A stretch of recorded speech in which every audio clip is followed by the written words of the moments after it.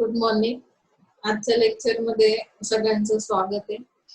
आपण जे काही एसडीएम चं सेकंड युनिट स्टार्ट केलंय त्याच्या लास्ट पॉइंट वर आपण येऊन थांबलो होतो की problem solving skills, selling skills जे आपण स्टडी करतोय त्यामध्ये आपण निगोशिएशन स्किल्स स्टडी केले, लिसनिंग स्किल्स काय आहेत, कम्युनिकेशन स्किल्स कसे असतील, की आपल्याला सेलिंग करायचं असेल तर आपल्याकडे कुठल्या कुठल्या ॲबिलिटीज असल्या पाहिजे त्याबद्दल आपण मागच्या लेक्चरला डिस्कशन केलेलं आहे. त्यासोबत आपण काही थेअरी स्टडी केलेल्या आहेत, सोशल नॉर्म्स थेअरी किंवा need satisfaction theory, product orientation theory. तर अशा पद्धतीने आपण सेलिंगच्या थेअरीज किंवा सेलिंगचे स्किल्स स्टडी करतोय. त्यामध्ये आता 5th पॉइंट वर आपण येऊन थांबलो होतो की प्रॉब्लेम सॉल्विंग स्किल्स म्हणजे काय आहे, की कशा पद्धतीने तुम्ही फाइंड आउट करणार आहात प्रॉब्लेम जे आहेत सेलिंगचे. Sales manager and sales people may be good in building trust and rational with its customers. म्हणजे हे दोन पर्सन्स जे आहेत, सेल्स मॅनेजर असेल, सेल्स पीपल असेल, तर ह्या दोघांनी एक बिल्ड करायचे ट्रस्ट त्यांच्या प्रोडक्ट बद्दल, त्यांच्या कंपनी बद्दल कस्टमरच्या माइंड मध्ये.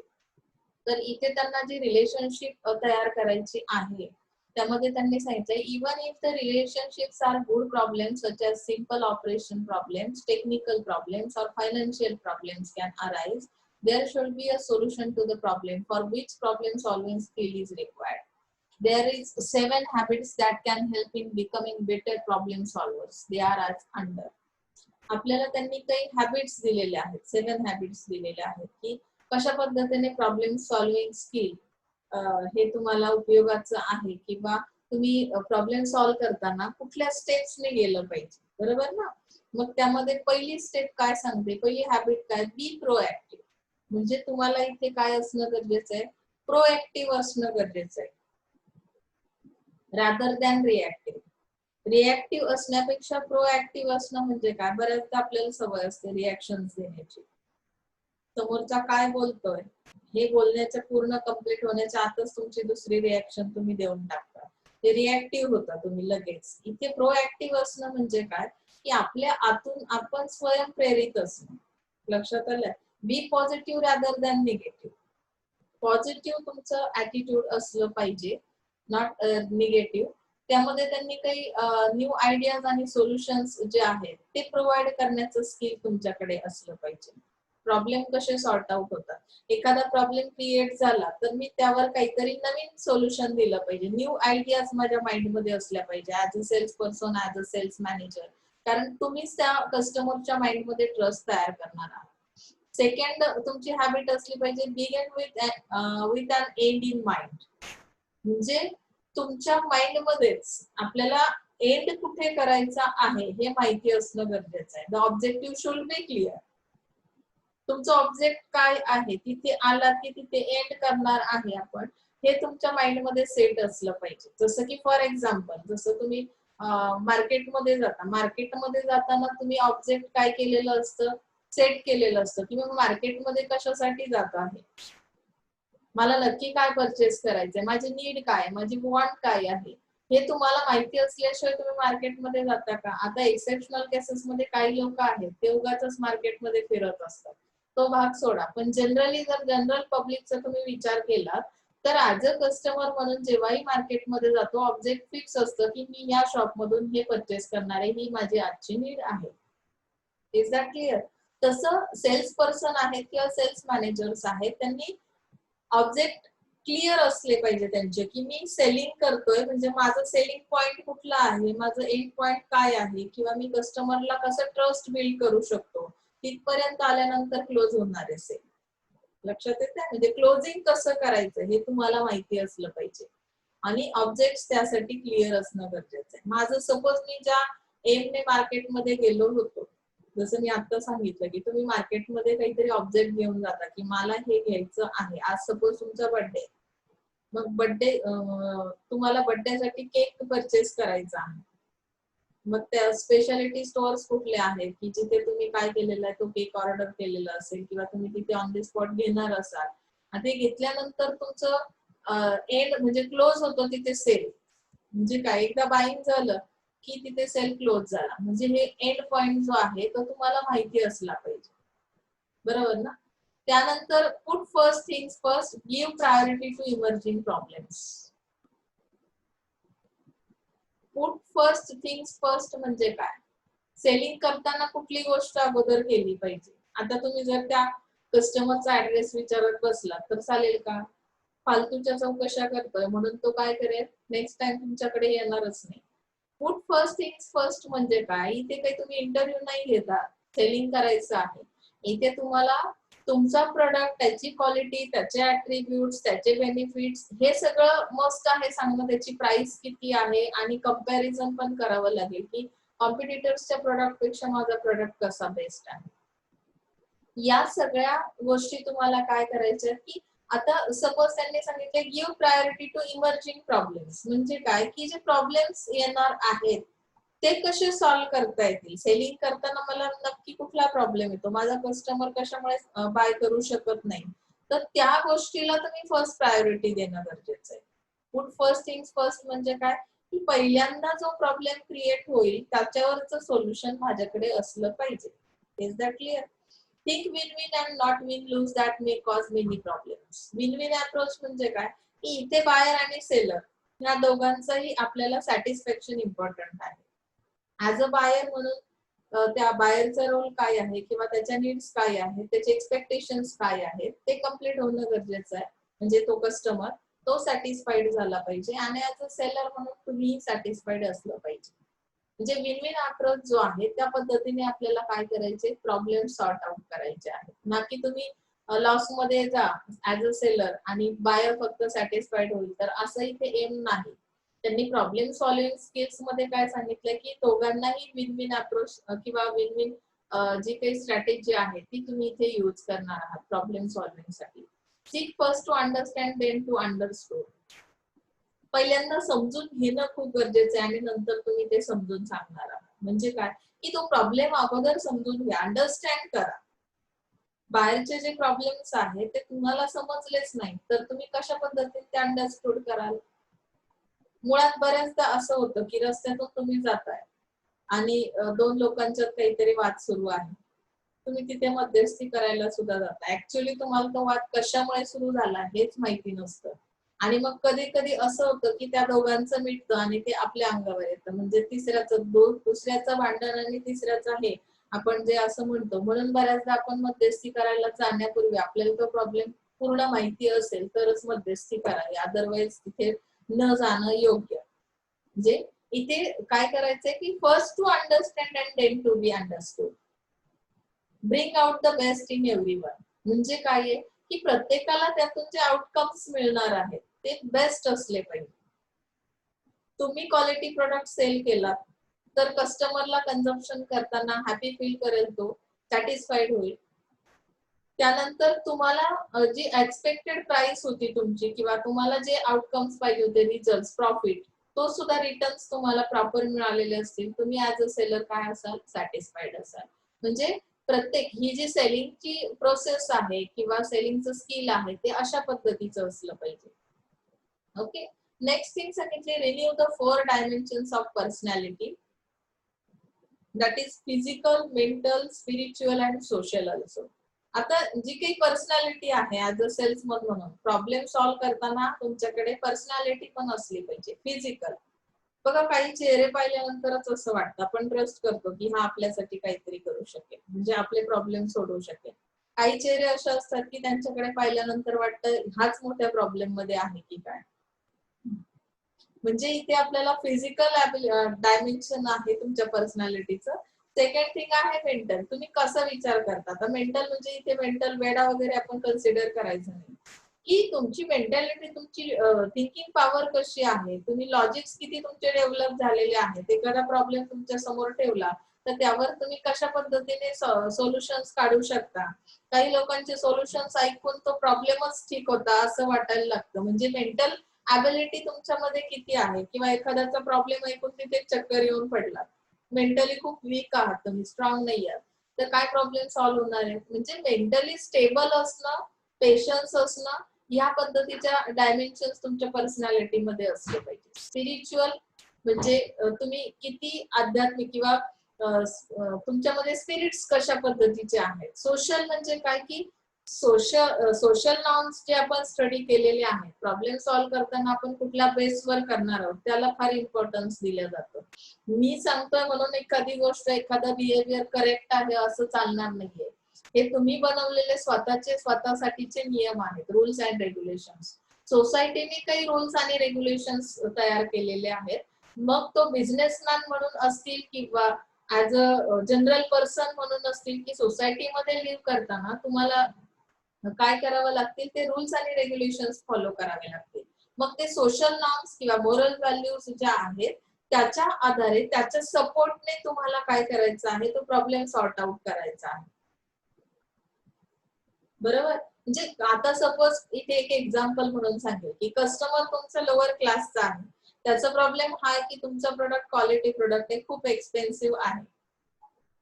त्याला अपेक्षित असं आहे की त्याला अफोर्डेबल ज्या प्राइसेस आहेत, परवडणाऱ्या ज्या प्राइसेस आहेत, त्या प्राइसला तो एक्सपेक्ट करतो, तो कस्टमर. मग मी प्रॉब्लेम सॉल्व्ह करताना सोशल नॉर्म्सचा वापरच नाही केलाय. मी काय केलं की त्यांच्या एक्सपेक्टेशन नुसार त्या पद्धतीचा म्हणजे प्राइस कमी असणारा प्रोडक्ट जर तयार केला, आणि त्यामध्ये काय केलं, मी क्वालिटीमध्ये गडबड केली, जो की हार्मफुल प्रोडक्ट मी तयार केला आणि त्यांच्यासाठी सेल करायला सुरुवात केली. म्हणजे काय झालं की ते लिगली काय नाहीये, त्याला मान्यता नाही.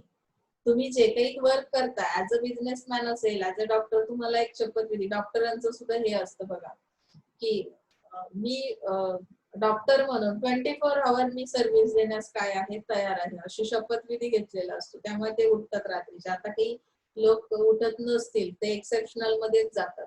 पण जनरली ज्या सर्व्हिसेस आहेत किंवा प्रोडक्ट्स आहेत, ते कशा पद्धतीने मार्केटमध्ये सेल केले पाहिजे किंवा कस्टमरला कशा पद्धतीने प्रोटेक्शन मिळेल तुमच्या प्रोडक्टमुळे, सर्व्हिसमुळे, एन्व्हायरमेंटला कसं प्रोटेक्शन मिळेल, अशा पद्धतीचे काही सोशल नॉर्म्स आहेत. आणि त्या डायमेन्शन्सच्या आधारे तुम्हाला ते प्रॉब्लेम सॉल्व्ह करायचे आहे. म्हणजे त्या क्वालिटीज तुमच्याकडे असल्या पाहिजेत, फिजिकल, मेंटल, स्पिरिच्युअल आणि social. Is that clear? Conflict management skill कसं आहे बघा. आता कॉन्फ्लिक्ट मॅनेजमेंट स्किल मध्ये त्यांनी सांगितलंय की जर मला एखादं कॉन्फ्लिक्ट काय करायचं असेल, की सेल्स ऑर्गनायझेशन आहे आणि त्यांच्यामध्ये बऱ्याच टाईपचे कॉन्फ्लिक्ट्स असतात, तर ते कसे मी अवॉइड करू शकतो. In sales conflicts can arise due to disagreement of targets and objective and priorities. म्हणजे आता ऑर्गनायझेशन्स जे असतात त्यांनी डिसएग्रीमेंट ऑफ टार्गेट्स म्हणजे काय, की त्यांनी जे अग्रीमेंट केले होते त्याच्या बाबतीत त्यांनी इन्कार केलेला आहे, की आम्ही सपोज एखादी ऑर्गनायझेशन दुसऱ्या ऑर्गनायझेशनला रॉ मटेरियल प्रोव्हाइड करणार आहे, असं एक अग्रीमेंट तयार केलं की 5 वर्षासाठी ते अग्रीमेंट होतं. मध्येच त्यांनी काय केलं की ते अग्रीमेंट तोडून टाकलं. तर अशा केसमध्ये असे जर कॉन्फ्लिक्ट तयार झाले तर मी काय केलं पाहिजे, ते कसे मॅनेज केले पाहिजे. तुम्ही म्हणाल मॅडम सोपं आहे, मॅनेज करायचं म्हणजे काय? आम्ही धमकी देऊ शकतो, आम्ही कुठल्याही मार्गाने मॅनेज करू शकतो, हे चालणार नाही. कारण आपण अगोदरच बघितलं की आपल्याला सोशल नॉर्म्स फॉलो करायचे आहेत. ज्या काही येणारे प्रॉब्लेम्स, क्रिएट होणारे प्रॉब्लेम्स आहेत, ते कशा चांगल्या पद्धतीने मॅनेज करता येतील त्याचा आपण इथे विचार करतो. ऑब्जेक्टिव्ह असतील तुमचे किंवा प्रायोरिटीज रिलेटेड असतील, की तुमची फर्स्ट प्रायोरिटी काय असली पाहिजे, सेकंड प्रायोरिटी काय असली पाहिजे. तर हे सगळे कॉन्फ्लिक्ट्स मॅनेज करताना त्यांनी कुठले टाईपचे कॉन्फ्लिक्ट सेल्स मध्ये येतात. तर आता टास्क रिलेटेड कॉन्फ्लिक्ट कधी कधी असू शकतं. जसं सेल्स ऑर्गनायझेशन आहे, these are the disagreements between the managers over the content of the job, may be among sales managers at different levels. म्हणजे काय, की जसं आपण सेल्स स्ट्रक्चर स्टडी केलं की नाही स्टार्टिंगला, मग सेल्स स्ट्रक्चर मध्ये सेल्स मॅनेजर्स असतात, मग एरिया सेल्स मॅनेजर्स असतील, आणि त्यांना जे काही वर्क डिवाइड केलं जाईल, टास्क म्हणजे एखादं वर्क डिवाइड केलं जाईल, त्यामध्ये त्या जॉब मध्ये काही काय असू शकतात, कॉन्फ्लिक्ट्स असू शकतात. होतात की नाही. तुम्ही कुठल्या एरियामध्ये करणार आहात, मग कुठल्या एरियामध्ये मिक्स जर झालं, तुम्ही दुसऱ्या एरियामध्ये एंटर झाला, त्याच्यावरून वाद होतात की तुम्ही आमच्या एरियात येऊन सेल कसा केला. बरोबर. म्हणजे जॉब मध्ये जे कंटेंट आहेत त्यानुसार कॉन्फ्लिक्ट्स क्रिएट होतील. प्रोसेस कॉन्फ्लिक्ट कशा पद्धतीचे असतील, this is conflict over how best to perform a task, choice between the alternative. म्हणजे तुम्ही ती प्रोसेस कशी कम्प्लीट केली, सेलिंगची प्रोसेस तुम्हाला एक सांगितलेली असते, परफॉर्मन्स कसा असला पाहिजे, त्यासाठी एक टास्क दिलेलं असतं आणि त्यामध्ये 2 अल्टरनेटिव्ह आहेत. मग तुम्ही नक्की कुठल्या वेने गेलात आणि तुम्हाला दिलेला टास्क काय होतं, तर ह्यामध्ये कॉन्फ्लिक्ट येऊ शकतात या प्रोसेसमध्ये. रिलेशनशिप कॉन्फ्लिक्ट मध्ये काय होईल, they are common among managers, peers, seniors and subordinates. तिथे खूप सारे लोक काम करतात बघा. सेल्स ऑर्गनायझेशन आहे ना, मग त्यामध्ये त्यांनी सांगितले सेल्स मॅनेजर्स असतील, काही एम्प्लॉईज किंवा सिनियर्स असतील तुमचे, काही सबऑर्डिनेट्स असतील तुमचे. तर या सगळ्या लोकांमध्ये जर रिलेशनशिप नसेल, रिलेशनशिप कॉन्फ्लिक्ट म्हणजे काय, की कोण कोणाचा बॉस आहे, हा फार मोठा क्वेश्चन मार्क असतो बघा. बऱ्याचदा कामामध्ये आपल्याला जर आपल्या बॉस व्यतिरिक्त दुसऱ्या आपल्या कलिग्सने एखादी ऑर्डर दिली तर आपल्याला तिथे राग येण्याची शक्यता असते आणि त्यामुळे कॉन्फ्लिक्ट तयार होतात, की हा मला कोण सांगणार, असा एक क्वेश्चन येतो की नाही. आपण प्रत्येकाला इगो फार आहे, म्हणजे मी कोण आहे, हु आय एम. तर त्यामुळे अशा पद्धतीचे रिलेशनशिप कॉन्फ्लिक्ट क्रिएट होतात. म्हणजे त्या ऑर्डर्स कशा गेल्या पाहिजे, म्हणजे जसं आपण बघतो की नाही, हायर लेवल पासून लोअर पर्यंत येताना की सिनियरचा रोल काय आहे, सबऑर्डिनेटचा, त्यासाठी रोल आणि रिस्पॉन्सिबिलिटीज कन्फर्म करणं खूप गरजेचं आहे. समजलं. त्यानंतर फंक्शनल कॉन्फ्लिक्ट्स येतात. फंक्शनल कॉन्फ्लिक्ट्स मध्ये काय येतं, की this relates to professional class among different functions.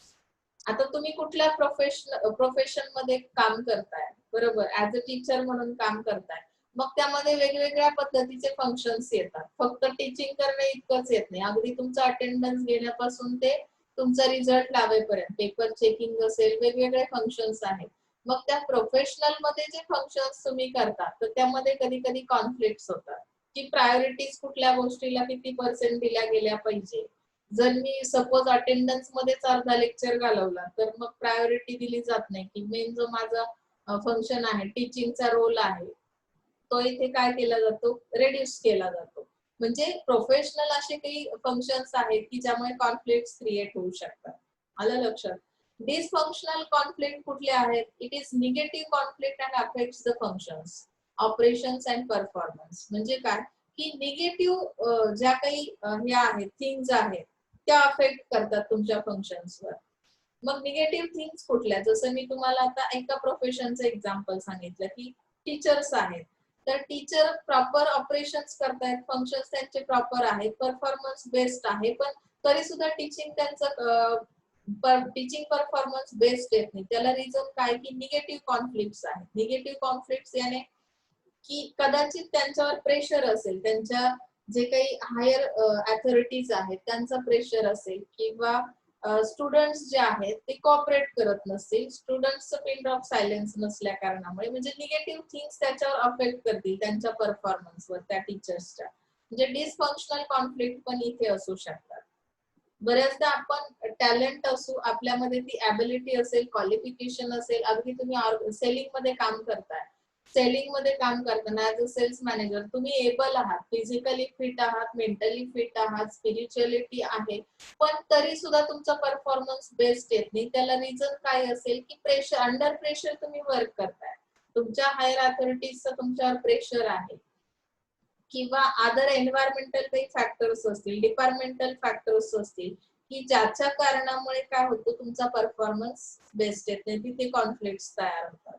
आता जर मला हे रिझॉल्व्ह करायचे असतील conflict, methods to resolve conflict, how to resolve that conflict. Lumping. Lumping म्हणजे काय, की lack of desire of one party to pursue the complaint and the problem is ignore and relationship continues.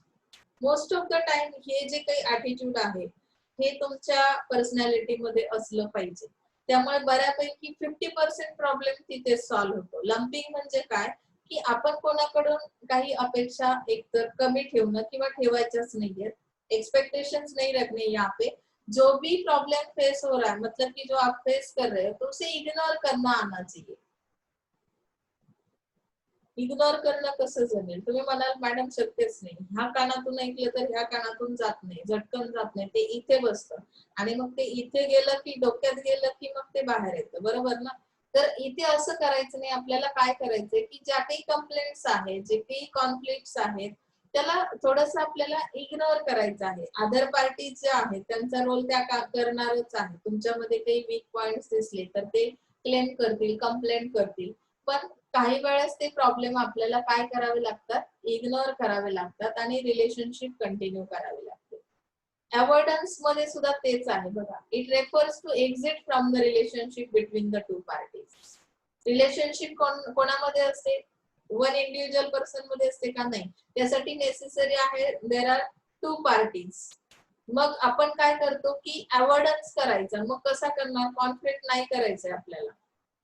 मग त्यामध्ये आपण relationship मधून बाहेर येतो. दोन पार्टीज असतील, त्यांच्यामध्ये कॉन्फ्लिक्ट तयार झालं, मला रिझॉल्व्ह करायचंय, म्हणजेच काय करणार मी, अवॉइडन्स करणार, म्हणजे त्या रिलेशनशिप मधून बाहेर पडणार. कोअर्शन म्हणजे काय, it is imposing the decision of one party on another. म्हणजे इथे एक प्रकारे जोर जबरदस्ती करणे ज्याला आपण म्हणतो, की डिसिजन घेण्यासाठी आपण दुसऱ्यावर कोअर्शन म्हणजे लादतो एखादा डिसिजन, आणि ते जे काही कॉन्फ्लिक्ट आहे ते रिझॉल्व्ह करण्याचा प्रयत्न करतो. तू असंच कर किंवा हे असं केलंस तरच हा प्रॉब्लेम सॉर्ट आउट होईल. जे एक प्रकारे जबरदस्ती केली जाते इथे. नेक्स्ट थिंग सांगितली की निगोशिएशन.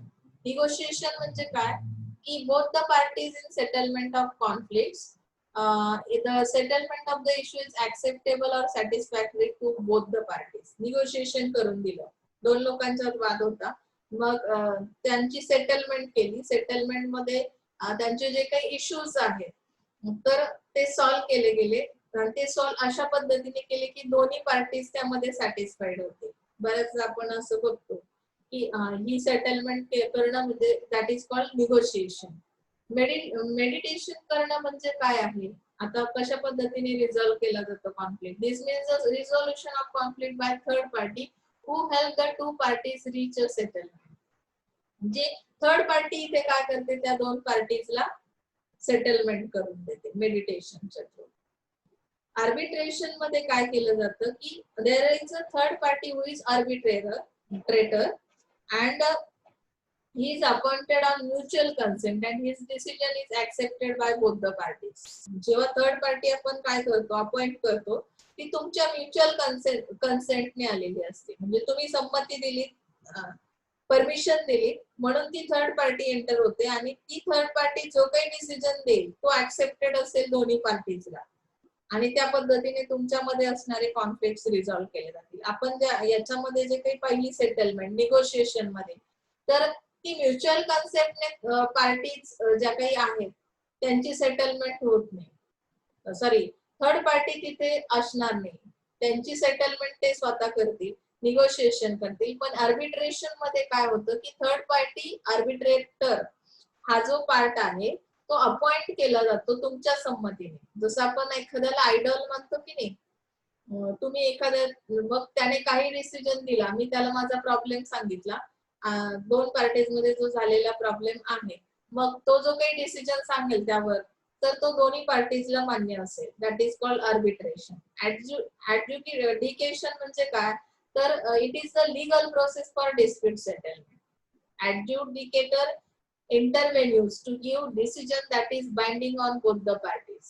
इथे सुद्धा तसंच आहे, आर्बिट्रेशन सारखाच थोडासा पॉइंट आहे, पण हा लीगल प्रोसेस ही केली जाते. मग त्यामध्ये तुम्हाला रिटर्न मध्ये कदाचित काही गोष्टी अग्रीमेंट द्यावे लागत असतील किंवा काय, पण इथे तुम्हाला जो डिसिजन थर्ड पार्टी देईल त्यासाठी दोघांनी तो डिसिजन फॉलो करणं बंधनकारक असेल. म्हणजे बाइंडिंग तुमच्यामध्ये असणं खूप गरजेचं आहे, ते बंधनकारक असेल. म्हणजे तुम्ही तो लीगल रूल तोडला तर त्यासाठी तुम्हाला पनिशमेंट सुद्धा होऊ शकते, कारण ही इथे लीगल पार्टी, थर्ड पार्टी जी आहे ती लीगल पार्टी असेल. ओके ना. म्हणजे अशा पद्धतीने तुम्ही काय शिकलात की सेलिंग करताना कुठल्या कुठल्या टाईपचे कॉन्फ्लिक्ट्स, कुठले स्किल्स तुमच्यामध्ये असणं गरजेचं आहे, आणि त्यामध्ये जर प्रॉब्लेम्स आले तर ते कशा पद्धतीने आपण सॉल्व्ह करणार आहोत, त्यासाठी काही त्यांनी मेथड्स दिलेले आहेत आणि त्या पद्धतीनेच आपल्याला जाणं आवश्यक आहे.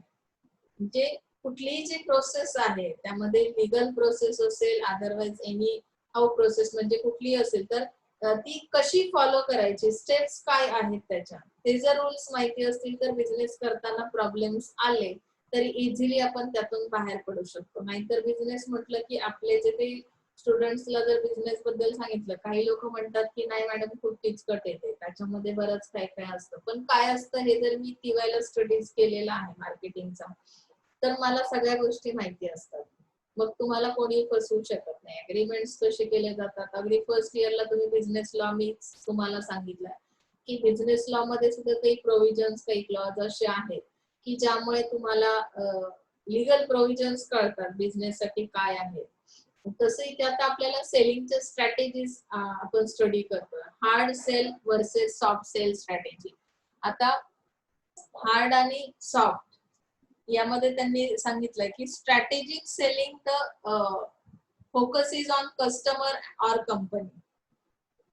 काही स्ट्रॅटेजीज आपल्याला अप्लाय करायच्या असतील तर त्या कोणासाठी असतात, त्या कशावर फोकस करतात. म्हणजे सेलिंगच्या स्ट्रॅटेजी ज्या आहेत तर कस्टमर आणि company. Focus on customer means focus on company because the ultimate purpose of selling is to serve interest of the company. There are only two approaches or strategies selling. जे दोन टाईपचे approach आहेत की ज्याच्या through तुम्ही काय करता, strategies sale करू शकता. म्हणजे कुठली एखादी स्ट्रॅटेजी, जसं आता तुम्ही डिस्काउंट स्ट्रॅटेजी आहे, सेलिंगची तुमची ही एक स्ट्रॅटेजी असं इमॅजिन करा. तर त्यामध्ये तुम्हाला दोन टाईपचे स्ट्रॅटेजीज किंवा दोन टाईपचे अप्रोचेस लक्षात ठेवावे लागतील. Focus on company.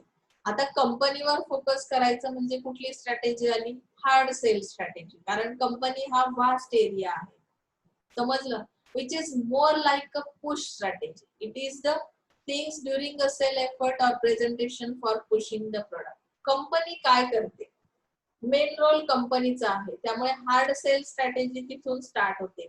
Push strategy ते यूज करतात. कोणाला पुश करतात ते, कंपनी कोणाला पुश करणार आहे तर त्यांच्या प्रोडक्ट्सला. कशासाठी, तर कस्टमरसाठी. कस्टमरला तो कस्टमर त्या प्रोडक्टला कशा पद्धतीने लाईक करू शकतो याचा विचार केला जातो. मग पुश करणं म्हणजे फक्त पुढे लोटणं असं आहे का, मार्केटिंगच्या लँग्वेज मध्ये त्याला काय बोलतात, तर त्यासाठी तुम्ही सेलिंग वर एफर्ट्स घेणं, प्रेझेंटेशन्स करणं, ऍडव्हर्टायझिंग करणं, हेवी ऍडव्हर्टायझिंग करणं, फ्रिक्वेन्सी देणं, that is called pushing the product. समजलं. मग इथे फीचर्स काय आहेत त्या हार्ड सेल स्ट्रॅटेजीचे, कशा पद्धतीने पुश करणार आहात तुम्ही त्या प्रोडक्टला. So let us see first feature of hard sell strategy. See it has concern for the company. म्हणजे ही जी स्ट्रॅटेजी आहे ती कंपनीशी रिलेटेड असेल. It is one way presentation. Company push करते म्हणजे कंपनी काय करेल, प्रेझेंटेशन अरेंज करेल. It focus on talking than listening. ते काय करणार आहेत, पुश करणार आहेत म्हणजे त्यांनी स्वतः बोलणं खूप गरजेचं आहे. Communication is very very important in that process. It focus on talking, that means not listening. They have to talk much more with their customers related to their products. Okay ना. म्हणजे इथे काय करणार आहेत ते की फोकस करतील talking वर. प्रेझेंटेशन करतात म्हणजे त्यांना बोलणं गरजेचं आहे, ते ऐकून घेणं हा पार्ट नंतरचा येतो. जेव्हा कंपनी एखाद्या प्रोडक्टला लॉन्च करते तेव्हा ऍडव्हर्टायझिंगच्या थ्रू ते काय करतात, बोलत जातात, प्रेझेंट करत जातात त्याचे features, attributes. Is that clear. त्यानंतर सांगितलं it pushes the product.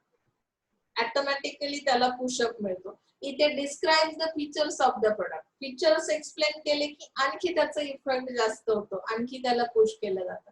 It advocates without acknowledging. म्हणजे काय केलं जातं इथे की ते डायरेक्टली तुम्हाला काय देतात, म्हणजे ऍडवाइस देतात की हा जर प्रोडक्ट तुम्ही घेतला तर कदाचित तुमच्यासाठी किती बेस्ट असेल किंवा फ्युचर मध्ये तुम्हाला त्याचे बेनिफिट्स काय मिळतील.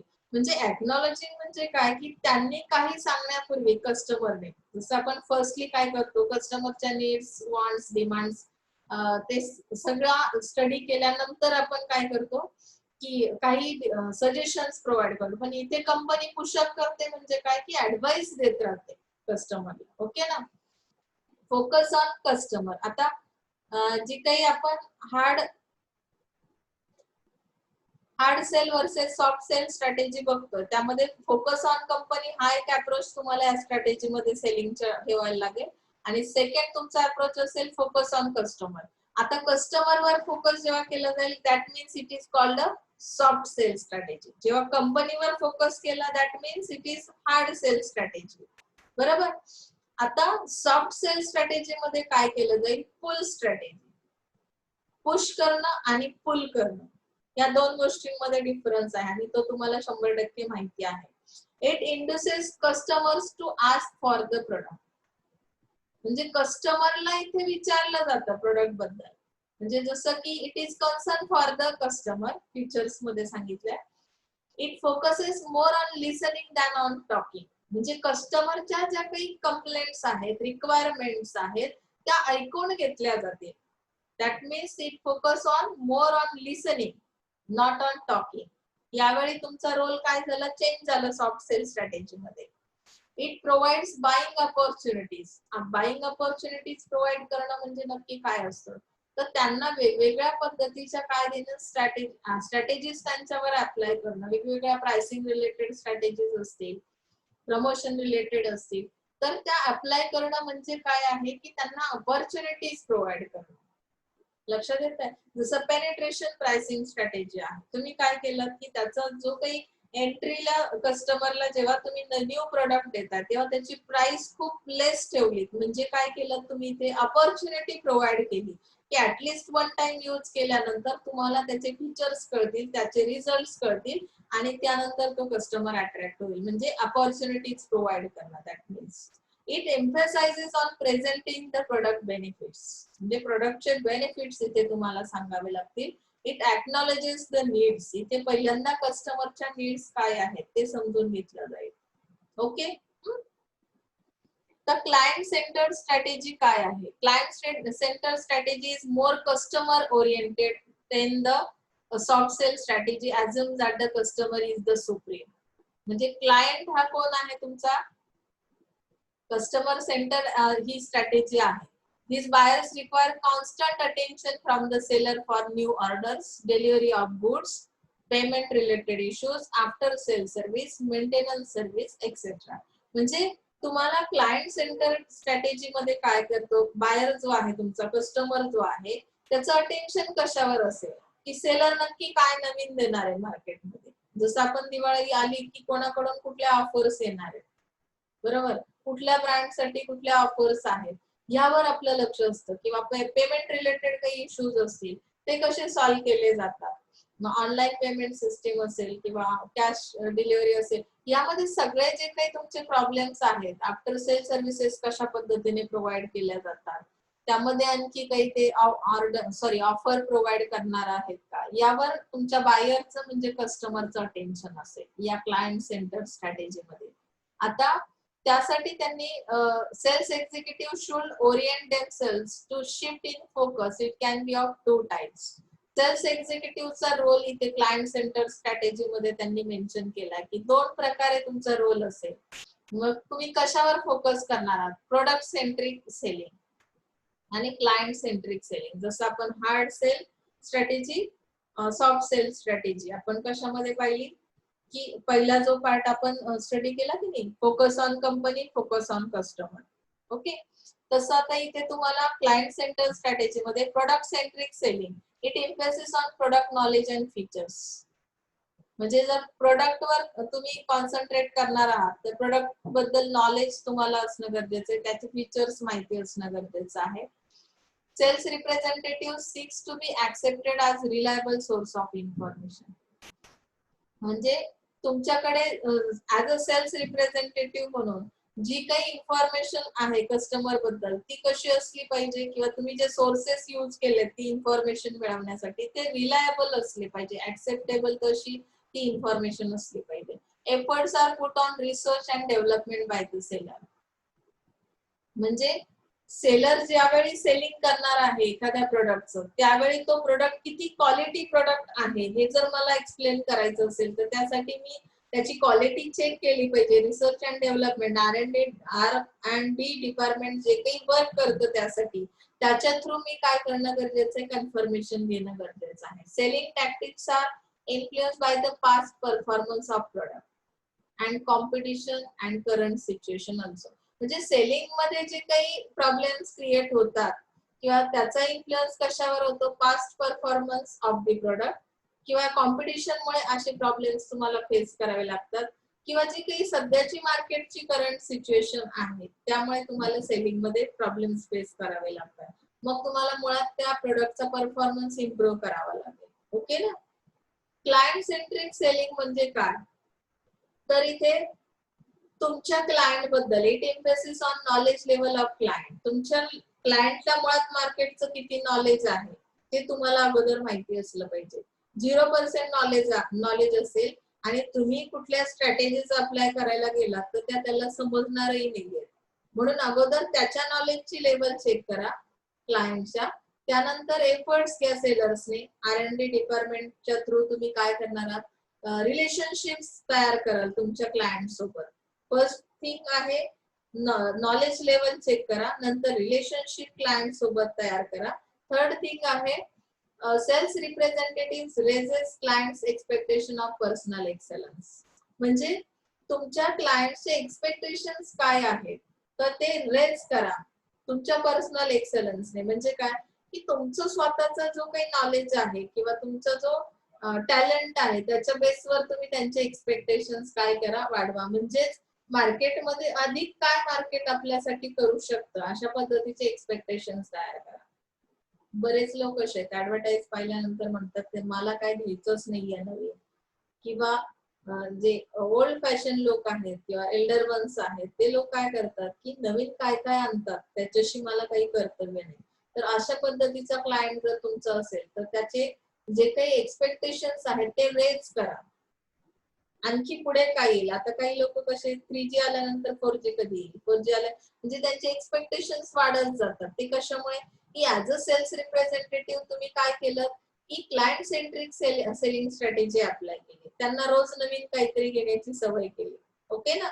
Strategies and tactics are directed to future growth. म्हणजे तुम्हाला जे येणारे प्रॉब्लेम्स आहेत त्या स्ट्रॅटेजीज अप्लाय करताना किंवा काय त्याचा इम्पॅक्ट हा इन फ्युचर तुमच्या ग्रोथ वर तुमच्या होणार आहे किंवा डेव्हलपमेंट वर होणार आहे.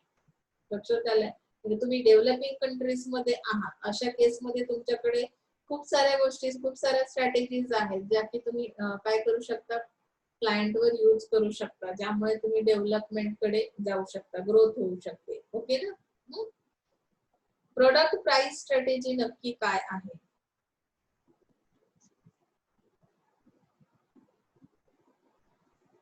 प्रोडक्ट प्राइस मध्ये सांगितलं की the general principle of selling is higher the quality of the product. म्हणजे हायर क्वालिटीचे प्रोडक्ट्स असतील तर त्याच्या प्राइसेस हाय असणार आहेत आणि लोअर क्वालिटीचे प्रोडक्ट्स असतील तर त्याच्या प्राइसेस लो असतील. मग त्यांनी सांगितलं की चायनीज प्रोडक्टची क्वालिटी लो आहे त्यामुळे त्याच पद्धतीचे त्यांचे प्राइस सुद्धा आहेत. बरोबर ना. मग त्यामध्ये त्यांनी आणखी एक गोष्ट मेन्शन केली की लो इन्कम ग्रुप कस्टमर जो आहे तो कुठल्या पद्धतीचे प्रोडक्ट्स बाय करतो, लो प्राइस गुड्स ते काय करतात परचेस करतात. म्हणजे प्रोडक्ट प्राइस स्ट्रॅटेजी अशा पद्धतीने एकमेकांशी रिलेटेड किंवा डिपेंड आहे. म्हणजे जशा पद्धतीच्या तुमची प्रोडक्टची क्वालिटी असेल त्या पद्धतीनेच तुमच्या प्राइसेस असतील. ही एक स्ट्रॅटेजी आहे. विन विन स्ट्रॅटेजी मध्ये काय सांगितलंय की there must be satisfaction of both the parties. म्हणजे बायर आणि सेलर या दोघांनाही तुम्हाला कसं सॅटिस्फॅक्शन मिळालं पाहिजे अशा पद्धतीची स्ट्रॅटेजी तुम्ही मार्केटमध्ये आणू शकता. मग आता विन विन अप्रोचचे जे काही हे दिलेले आहेत त्यांनी तुम्हाला फीचर्स सांगितले की कशा पद्धतीने तो अप्लाय करू शकतो आपण.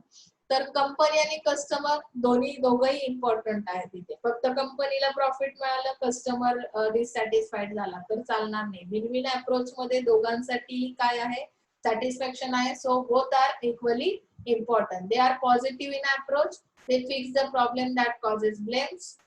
ज्याच्यामुळे ब्लेम्स तयार होतात तर ते प्रॉब्लेम्स कुठले आहेत ज्यामुळे ब्लेम तयार होतात तर ते फिक्स करा. ज्यामुळे काय होईल की आपल्याला समजेल की एक्झॅक्टली कस्टमर कशामुळे सॅटिस्फाईड होत नाही किंवा सेलरचे काय प्रॉब्लेम्स आहेत. ते दोघांनाही माहिती असणं खूप गरजेचं आहे. दे बिलीव्ह इन रिस्पेक्टिंग अदर्स. जिथे रिस्पेक्ट असतो बघा तिथे ऑटोमॅटिकली म्युच्युअल अंडरस्टँडिंग तयार होतो. समजलं. म्युच्युअल अंडरस्टँडिंग असेल तर त्याचे रिझल्टही बेस्ट असतात. जसं की टीचर आणि स्टुडंट यांचं रिलेशन आहे ते जर त्यांच्यामध्ये रिस्पेक्टफुल असं रिलेशन असेल तर कदाचित अंडरस्टँडिंगही असेल आणि त्यामुळे रिझल्टही बेस्ट मिळतील. लक्षात आलं. ते make commitments and keep them. Relationship मध्ये एक गोष्ट फार इम्पॉर्टंट आहे की जर तुम्हाला रिलेशनशिप मेंटेन करायची असेल तर कमिटमेंट्स ज्या केल्या जातात त्या पाळणं खूप गरजेचं आहे. मार्केटमध्ये तुम्ही खूप अनाउन्समेंट करता बघा कस्टमरसाठी आणि ऍक्च्युअली जेव्हा तो प्रोडक्ट सेल केला जातो तेव्हा तुम्ही त्या कमिटमेंट्स पाळत नाही आहात. म्हणजे काय की कस्टमर डिससॅटिस्फाईड होण्यामागे हे एक रिझन असतं आणि आपल्याला ते करायचं नाही. आपल्याला इथे विन विन अप्रोच आहे, त्यामुळे आपल्याला कमिटमेंट्स काय करायचे आहेत, फॉलो करायचे आहेत किंवा त्या पद्धतीनेच आपल्याला सेलिंग करायचं आहे. ते learn from the past, live in the present. बघा, learn from the past, live in the present and plan for the future. अशा पद्धतीचा हा अप्रोच असेल. बऱ्याचदा आपण पास्ट मध्ये लिव्ह करतो, त्यानंतर लर्न करतो प्रेझेंट साठी आणि प्लॅन तर आपला काही असतो किंवा नसतो, म्हणजे तो विन विन अप्रोच होणार नाही. त्यामुळे तुम्हाला काय सांगितलं की पास्ट मध्ये तुमच्या ज्या काही ऍक्टिव्हिटीज केल्या सेलिंग रिलेटेड, त्यातून तुम्हाला काय एक्सपिरियन्स मिळाला, त्यातून मला लर्न करायचं आहे. प्रेझेंट मध्ये लिव्ह करा म्हणजे काय की सध्या करंट सिच्युएशन मार्केटची काय आहे, माझा पास्ट काय सांगतो, करंट सिच्युएशन किंवा कॉम्पिटिटर्स कोण आहे, त्यांच्याशी मला कॉम्पिटिशन करायची आहे. त्यामुळे मी आता कसं असलं पाहिजे आणि जर मी आता अशा पद्धतीने स्ट्रॅटेजीज अप्लाय करतोय तर फ्युचर मध्ये माझे प्लॅन्स काय असतील, त्यावरून फ्युचर तुम्ही डिफाईन करू शकता. They solve problems and help others to solve them too. Problem solve करा, दुसऱ्यांनाही प्रॉब्लेम सॉल्व करण्यासाठी मदत करा. Companies unable to adopt this strategy end up with win-lose approach. Company अशा पद्धतीची स्ट्रॅटेजी अप्लाय करू शकत नाही, तर मग विन लूज अप्रोच काय आहे त्याचे सुद्धा फीचर्स सांगितले. For them company comes first and then customers. Company पहिल्यांदा स्वतःच्या प्रॉफिटचा विचार करेल. They have a negative approach. Negative approach म्हणजे काय, कस्टमरच्या बाबतीत ते फार असा डीप स्टडी करणार नाही किंवा डीप विचारही करणार नाही. दे फिक्स द ब्लेम. ते ब्लेम करत जातील. They have respect only for themselves. ते स्वतःलाच रिस्पेक्ट करतील. जर कस्टमरला रिस्पेक्ट मिळाला नाही, तुम्ही स्वतःच एक्झाम्पल घ्या, एखाद्या शॉप मध्ये गेल्यानंतर जर तुम्हाला चांगली ट्रीटमेंट मिळाली नाही तर पुन्हा कधीही तुम्ही त्या शॉप मध्ये जात नाही.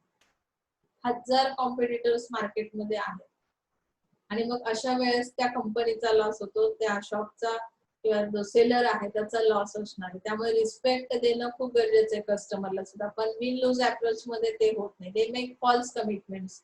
म्हणजे चुकीच्या कमिटमेंट्स मार्केटमध्ये देतात, पास्ट मध्ये जगतात. म्हणजे आम्ही पूर्वी खूप मोठे होतो किंवा आम्ही राजघराण्याशी संलग्नित आहोत. बघा, बऱ्याचदा लोकांचं बोलणं असतं की आम्ही अमुक एका घराण्याशी संलग्नित आहोत किंवा त्यांचे वारस आहोत. पण तुम्ही पास्ट मध्ये जगू नका. आता तुम्ही काय स्वतः करताय याचं खूप इम्पॉर्टन्स आहे. चुकीच्या गोष्टीचा अभिमान बाळगू नका किंवा ज्या पास्ट मध्ये घटना घडून गेल्या तर करंट सिच्युएशन तुमची काय आहे त्याच्यामध्ये जगायला शिका. बरोबर. दे सी प्रॉब्लेम्स इन सेलिंग. ते फक्त सेलिंगला काय प्रॉब्लेम्स येतात तेवढंच बघतात. कस्टमरचे प्रॉब्लेम्स अवॉइड केले जातात विन लूज अप्रोच मध्ये. जे कंपनी स्वतःवरच जास्त फोकस करते, कस्टमरवर नाही. निगोशिएशन स्ट्रॅटेजी मध्ये काय सांगितलंय की successful negotiation and in win win situation. आता जर विन विन सिच्युएशनला निगोशिएशन करायचं असेल तर मी काय काय करणं गरजेचं आहे बघा. अकोमोडेटिंग करणं म्हणजे काय, this involves maintaining relations between the two parties at any cost. म्हणजे सेलर आणि बायर जो आहे किंवा कंपनी आणि कस्टमर जो आहे त्या दोघांमध्ये सुद्धा काय असलं पाहिजे, रिलेशन असलं पाहिजे. And this receives high priority. Relations बनवणं अकोमोडेटिंग मध्ये काय आहे, मस्ट आहे, नेसेसरी आहे. And the right way of protecting relationship with the other party are giving in, appealing and avoiding conflicts. Relation मुळात का बनतं, कसं बनतं, मेंटेन कसं ठेवता येतं, तर देण्याचा विचार करा नेहमी. कस्टमर असेल किंवा कंपनी असेल, बायर असेल, सेलर असेल, इथे काय करायचंय प्रत्येकाने, giving, appealing and avoiding conflicts. Conflicts avoid केले की ऑटोमॅटिक रिलेशन मेंटेन राहतं. समजलं? अकोमोडेटिंग म्हणजे समजलं. नेक्स्ट थिंग आहे collaborating. It is cooperative approach. आता कोऑपरेशन कसं केलं जातं, मुळात पर्सनल रिलेशनशिप तुमची स्ट्रॉंग नसेल, मेंटेन नसेल तर कोऑपरेशनचा पार्टच येत नाही ना. तुम्ही कोऑपरेशन कोणाला करता, हा अप्रोच केव्हा येतो, जेव्हा तुमचं विन विन अप्रोच असेल. म्हणजे for the settlement the positive attitude of collaborators are important. म्हणजे पॉझिटिव्ह ऍटिट्यूड येण्यासाठी सेटलमेंटसाठी तुम्हाला काय करणं गरजेचं आहे, कोलॅबोरेशन करणं, कोलॅबोरेटर्स असणं खूप गरजेचं आहे. त्यासाठी इंटरपर्सनल रिलेशनशिप मेंटेन करावी लागेल. समजलं? त्यानंतर थर्ड मध्ये काय सांगितलंय, कॉम्प्रोमाइजिंग. कॉम्प्रोमाइजिंग करणं म्हणजे काय, तुम्ही कॉम्प्रोमाइज करता की नाही बऱ्याचदा रिलेशन मध्ये.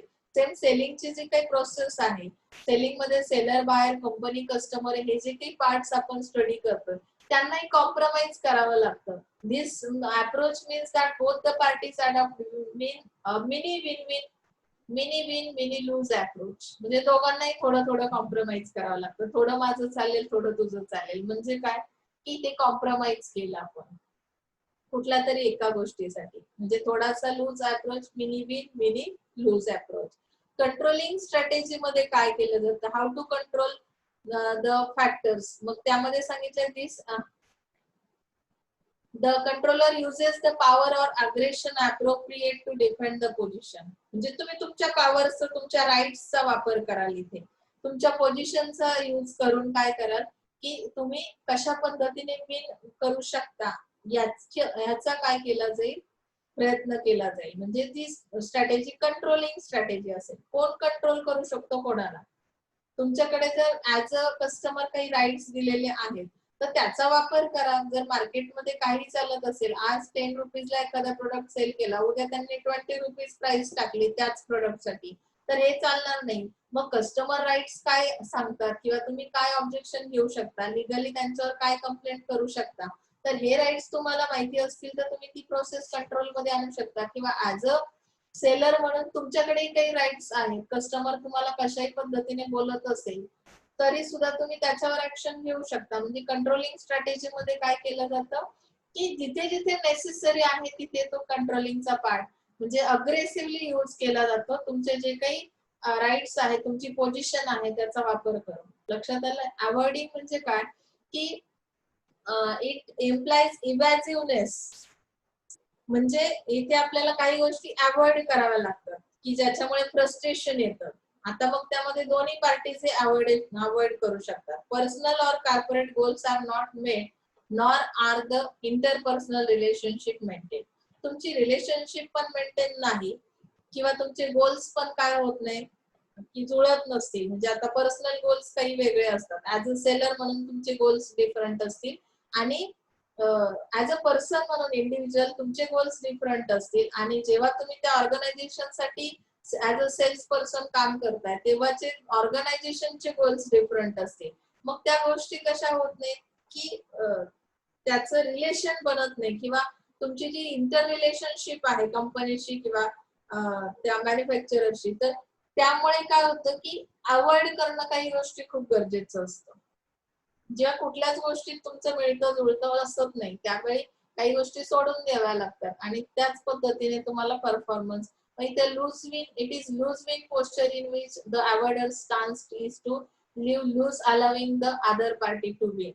तुम्ही कुठेतरी एक पाय मागे घेतलात की दुसरी पार्टी जिंकते. म्हणजे काही गोष्टी तुम्ही सोडून द्याव्या लागतात. बरोबर ना? म्हणजे कॉम्पिटिशन मध्ये तुम्ही हे बघता की नाही, जेव्हा मैदानी खेळ वगैरे खेळता तेव्हा तुम्हाला हा अनुभव येतो. आता लास्ट पॉइंट तुमचा आहे या युनिटचा, consumer selling versus organisational selling. आपलं आता हे खूप वेळेस झालंय पण पुन्हा एकदा आपण ओव्हरव्ह्यू म्हणून घेऊया. कंझ्युमर गुड्स कसे आहेत, that goods are general. Sales person should have the knowledge about special features of attributes. जेव्हा कस्टमर साठी सेलिंग केलं जातं तेव्हा त्या प्रोडक्टचं अप टू डेट नॉलेज त्या सेल्स पर्सनला असणं गरजेचं आहे. Organisational selling means the salesperson must have the complete detailed knowledge about the product specification, quality, suitability to the buying organization. म्हणजे इथे ऑर्गनायझेशनल सेलिंग मध्ये एक ऑर्गनायझेशन जेव्हा दुसऱ्या ऑर्गनायझेशनला एखादं प्रोडक्ट सेल करते तेव्हा जो कोणी सेल करणारा सेल्स पर्सन आहे त्याच्याकडे प्रोडक्ट रिलेटेड स्पेसिफिक असं नॉलेज असलं पाहिजे. म्हणजे त्याची क्वालिटी कशी आहे, त्याची सुटेबिलिटी कशी आहे, कुठल्या एन्व्हायरमेंट मध्ये तो कशा पद्धतीने प्रोटेक्ट केला पाहिजे, तर अशा पद्धतीचं नॉलेज तुमच्याकडे असलं पाहिजे. सेकंड थिंग सांगितली, second point, for consumers the product or brand is important and not the company. म्हणजे कंझ्युमर साठी प्रोडक्ट किंवा ब्रँड हा इम्पॉर्टंट असेल. कंपनीचं इम्पॉर्टन्स कस्टमरच्या माइंड मध्ये नसतं. कंझ्युमर सेल कस्टमरला जेव्हा सेल केला जातो. But in organizational selling, the salesperson has more knowledge about the company than the required for selling to the customer. म्हणजे इथे प्रोडक्ट किंवा तुमचा जो ब्रँड आहे त्यापेक्षा इम्पॉर्टंट काय आहे की तुमची ऑर्गनायझेशन कुठली आहे, तुमची कंपनी कुठली आहे. कारण इथे ऑर्गनायझेशन टू ऑर्गनायझेशन सेलिंग होतं. लक्षात आलं?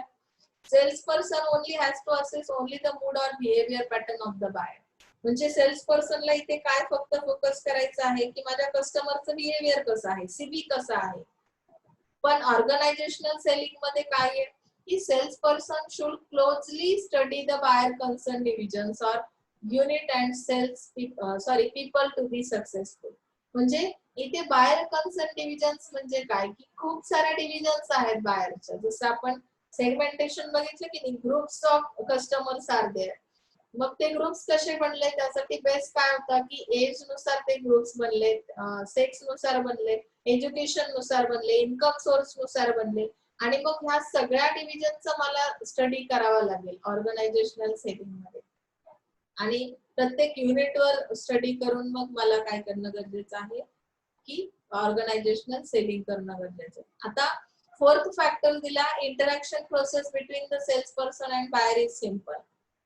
सिंपल का आहे, कस्टमरला मला एखादं प्रोडक्ट सेल करायचे, मी त्यांना अट्रॅक्ट करेल, अवेअर करेल आणि त्या पद्धतीने सेलिंग करेल, म्हणजे सिंपल आहे. पण ऑर्गनायझेशनल सेलिंग मध्ये सांगितलंय की interaction process between the sales person and the buyer is complex. कारण दोन कंपनीज आहेत, इथे दोघांचं जे काही एरिया आहे स्टडीसाठी तो मोठा आहे. इथे सीबी स्टडी केलं की झालं, पण इथे तेवढासा एरिया लहान नाहीये स्टडीचा, त्यामुळे हे जरा कॉम्प्लेक्स असणार आहे. Negotiation is short and confined to the price. Negotiation खूप शॉर्ट असेल, म्हणजे कस्टमरला जेव्हा तुम्ही एखादा प्रोडक्ट सेल करता तेव्हा जे काही निगोशिएशन केलं जातं ते प्राइस रिलेटेड असेल आणि शॉर्ट असेल. आता ऑर्गनायझेशनल सेलिंग मध्ये जे निगोशिएशन केलं जातं ते प्राइस पण असेल. त्यामध्ये एक ऑर्गनायझेशन दुसऱ्या ऑर्गनायझेशनला जी डिलिव्हरी देते, डिलिव्हरी शेड्यूल्स कसे असतील, पेमेंट्स कशा पद्धतीने दिले जातील, तर ह्याचं निगोशिएशन केलं जाईल. लक्षात येतंय? Relationship building is sale to sale. म्हणजे इथे रिलेशनशिप कशी बनते, कंझ्युमर सेलिंग मध्ये सेल टू सेल आणि ऑर्गनायझेशनल याच्यामध्ये लॉंग टर्म साठी ती रिलेशनशिप असते. म्हणजे काय की इथे कंझ्युमर सेलिंग मध्ये एकदा प्रोडक्ट सेल केलं की तिथे तुमचा विषय संपलेला आहे. पण ऑर्गनायझेशन टू ऑर्गनायझेशन जेव्हा सेलिंग केलं जातं तेव्हा ते लॉंग टर्म साठी तुम्ही अग्रीमेंट्स करता आणि त्यामुळे लॉंग टर्म रिलेशनशिप बिल्ड होते. Marketing intelligence skill is useful. तुम्हाला मार्केटिंग इंटेलिजन्स हा टॉपिक आहे आणि तो महत्वाचा आहे कंझ्युमर सेलिंग मध्ये. Marketing intelligence skill is essential. इथे गरजेचंच आहे ते. हे युजफुल आहे कंझ्युमर सेलिंग मध्ये, तर इथे इसेन्शियल आहे अपोजिट मध्ये. It follows cash and carry schemes. Cash payment is on spot. Consumer selling मध्ये कसं केलं जातं, प्रोडक्ट सेल केला की कॅश अँड कॅरी स्कीम्स आहेत. म्हणजे तुम्ही प्रोडक्ट घ्या, पैसे द्या आणि विषय तिथे थांबतो सेलिंगचा. पण इथे ऑर्गनायझेशन सेलिंग मध्ये काय केलं जातं, क्रेडिट फॅसिलिटीज प्रोव्हाइड केल्या जातात अप टू 6 मंथ्स साठी. समजलं? म्हणजे जवळजवळ 7 ते 8 पॉइंट्स आपण बघितले. Minimum 7 points are necessary. So last point our difference between national selling and international selling. आता national selling, what is meant by national selling? National business ID limited to the domestic territory. म्हणजे तुम्ही domestic लेवलला आपल्या countries मध्येच काय करू शकता, national selling करू शकता. इंटरनॅशनलचे त्याच्या वर्ड मध्येच त्याचं मीनिंग आहे की it can be spread all over world. Means it is business is spread globally. लक्षात येतं? Competition is restricted to national or local or regional.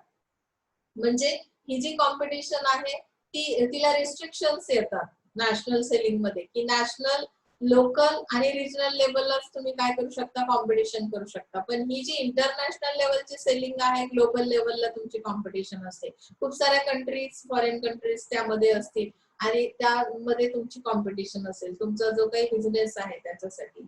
आता थर्ड फॅक्टर सांगितला, national business is conducted in local currency which is stable. आपली जी currency आहे local currency, आपण एकाच country इतका जर सेलिंग करतोय, इंडियामध्ये तुम्ही सेलिंग करताय, तर त्याची करन्सी कशी आहे, स्टेबल आहे. मग तो बिझनेस ऑपरेट करणं इझी होतं. पण जेव्हा तुम्ही इंटरनॅशनल लेवलचा बिझनेस करता, त्यावेळी फॉरेन करन्सीज तिथे असतात आणि त्याचे एक्सचेंज रेट मध्ये काय तर फ्लक्च्युएशन्स येतात. त्यामुळे तुम्हाला तिथे काय होतं, थोडंसं कॉम्प्लेक्शन येतं. आता नॅशनल सेलिंग मध्ये पुन्हा काय सांगितलंय, risk and uncertainty is more predictable. म्हणजे रिस्क आहे ती म्हणजे कशी आहे, अपेक्षित आहे. म्हणजे तुम्हाला तुमचा कस्टमर माहिती असतो, तुमच्या कंट्री मधलाच आहे, त्यामुळे त्याच्या हॅबिट्स किंवा त्याच्या लाईक्स किंवा तो कसा फ्लेक्झिबल होतो हे सगळं तुम्हाला माहिती असतं, अपेक्षित असतं, अनसर्टन्टी. पण जेव्हा तुम्ही बाहेरच्या मार्केटमध्ये जातात तेव्हा सगळ्या गोष्टी अनप्रेडिक्टेबल असतात, अनपेक्षित असतात, ज्या की तुम्ही कधी विचारही केला नाही. अशा पद्धतीच्या डिमांड्स पण त्या मार्केटमधून येऊ शकतात.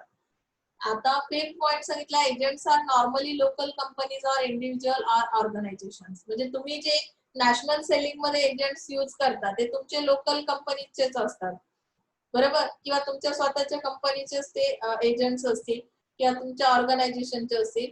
आणि त्यामध्ये they can be a big international operators, आणि ते एजंट्स इंटरनॅशनल ऑपरेटर्स मधले सुद्धा असू शकतात. आता इथे इंटरनॅशनल सेलिंग मध्ये जे एजंट्स आहेत त्यांचा रोल खूप इम्पॉर्टंट सांगितला. दे act as a catalyst for the product promotion or market development. म्हणजे ते एक प्रकारे रिप्रेझेंटेटिव्ह असतात तुमच्या प्रोडक्टचे. ते एजंट्स ते प्रमोशन्स देतात तुमच्या प्रोडक्टला बाहेरच्या मार्केटमध्ये. एक प्रकारे इथे तुमच्या मार्केटची जी डेव्हलपमेंट आहे ती होण्यासाठी तुम्हाला हे एजंट्स काय करतात, हेल्प करतात.